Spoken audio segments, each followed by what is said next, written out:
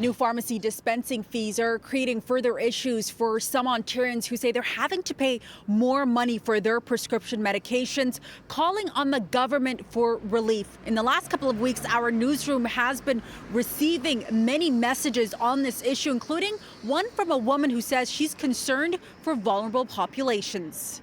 These prescriptions are for 3 months. What happens next month when I come?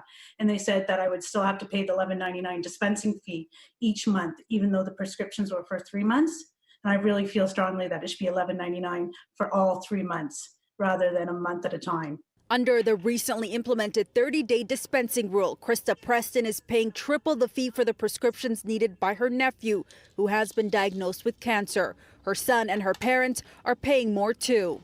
It really concerns me for the people who don't have family around, the elderly that don't have a daughter that can go and run to the pharmacy and put it on their doorstep.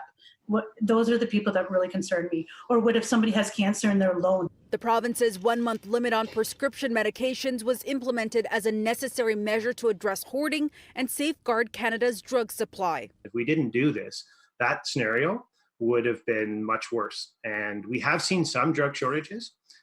Ventolin, which is an emergency inhaler, is one such example.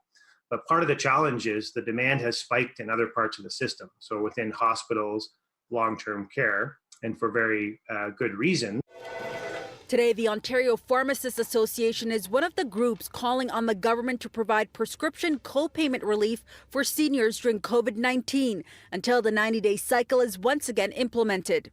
Seniors and those on social assistance within the Ontario Drug Benefit Program are now faced with the reality of the additional co-payments based on low income and high income brackets. According to the association, the 4,600 pharmacies in Ontario have spent over $200 million implementing measures to mitigate the risks of COVID-19 based on their own industry guidelines because, despite their calls, they say the province hasn't designated them as essential healthcare providers, which means they don't get access to the government-issued personal protective equipment like masks and gloves. There's a real risk, and you know, I don't think it's hyperbolic to say that pharmacists are risking their lives going in and remaining open to help their patients. And they're happy to do that, but they increase their exposure risk and also with their families.